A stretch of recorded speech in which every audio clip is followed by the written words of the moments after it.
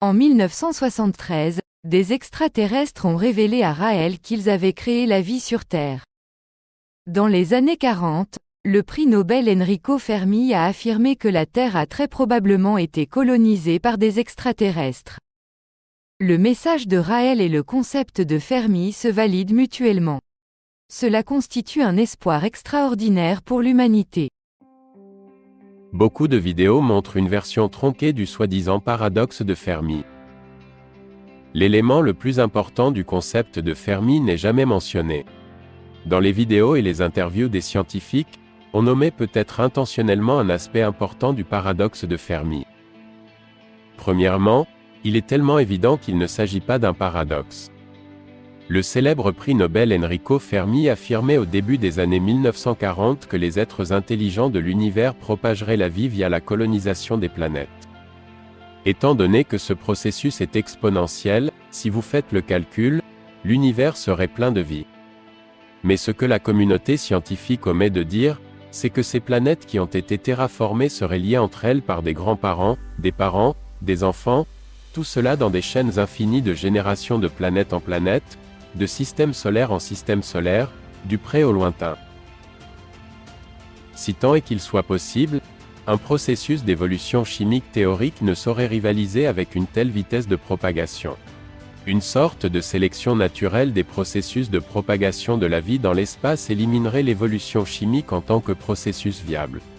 En effet, le processus d'évolution chimique théorique est beaucoup trop lent en comparaison, au moins 100 000 fois moins rapide.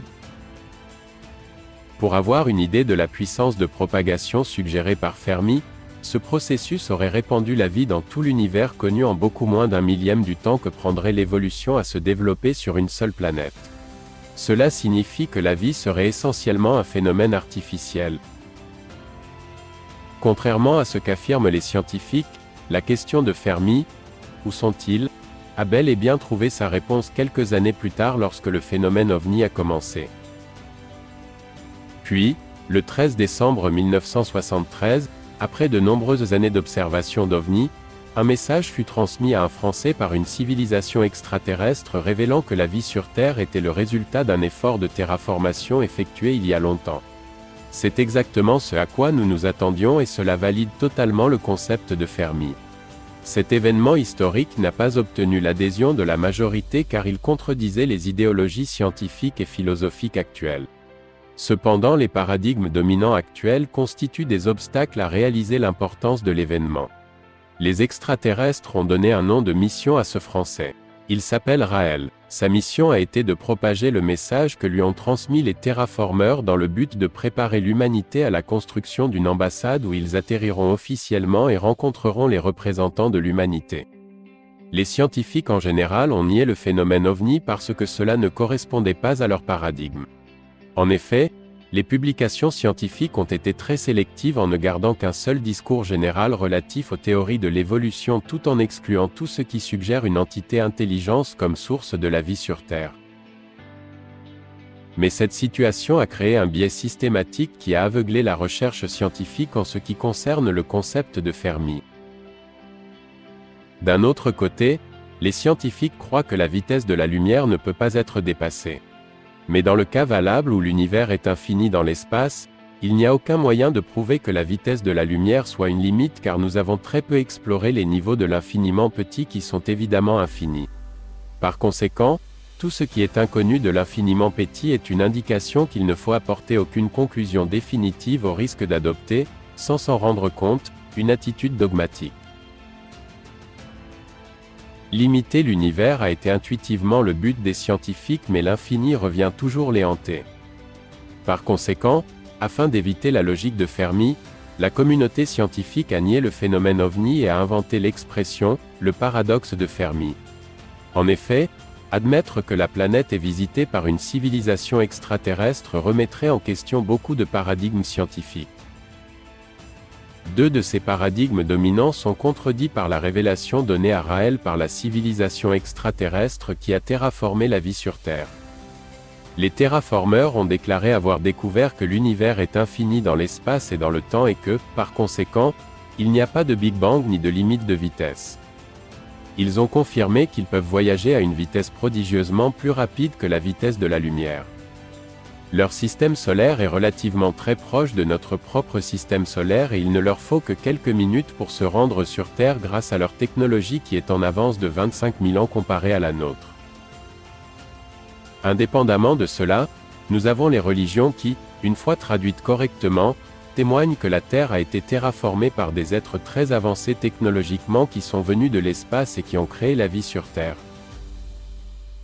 Statistiquement, le concept de Fermi montre que la vie serait entièrement un phénomène artificiel car aucune vie ne pourrait se développer par accident sur une planète.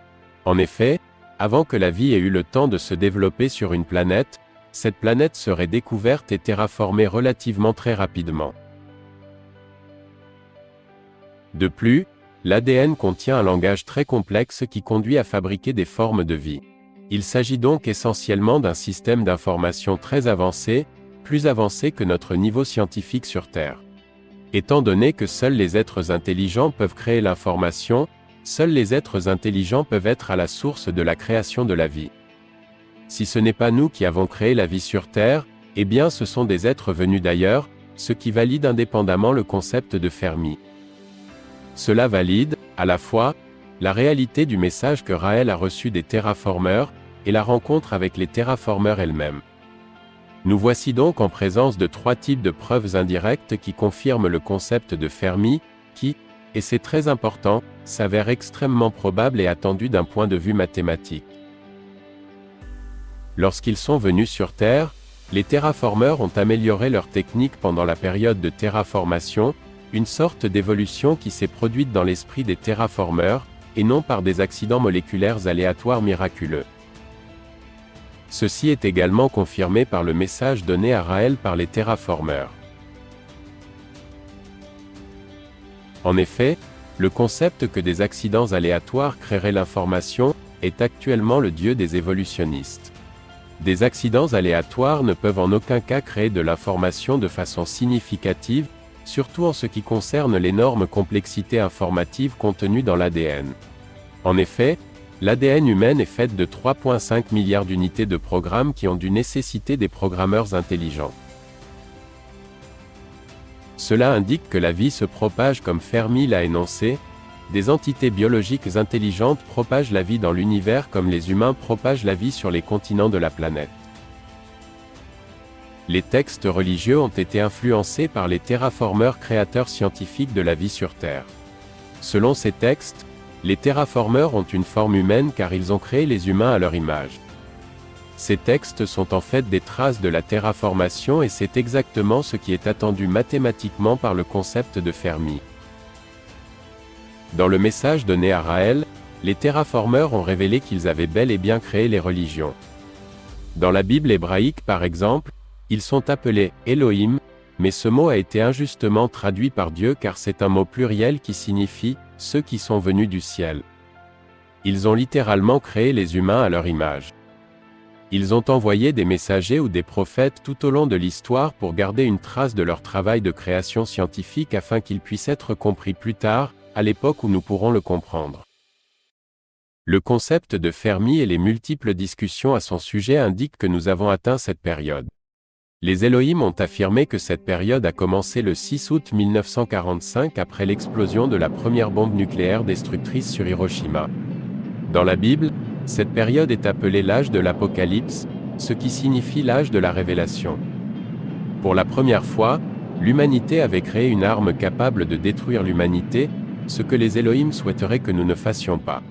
C'est pourquoi ils ont contacté Raël pour révéler à l'humanité notre véritable origine, dans l'espoir que nous arrêterions de nous entretuer et instaurerions la paix dans le monde. La Bible et de nombreux autres anciens textes mentionnent un déluge, qui serait une réinitialisation de la terraformation. L'image du déluge est en fait le résultat d'un bombardement titanesque qui a créé d'immenses cratères, des volcans et d'énormes raz de marée. Les Elohim ont expliqué à Raël qu'ils avaient décidé de détruire la vie sur Terre à l'aide de bombes très puissantes qui ont dû laisser d'énormes cratères qui, depuis leur découverte, ont été interprétés à tort comme des cratères de météores. Ces rats de marée ont à leur tour recouvert toutes les formes de vie sous des tonnes de sédiments conduisant à une fossilisation relativement rapide et à des dépôts de toutes sortes. Des arbres pétrifiés traversant de multiples strates verticales sont la preuve que la sédimentation a été rapide. Les poussières éjectées dans l'atmosphère ont créé un hiver nucléaire qui correspond à la période de glaciation.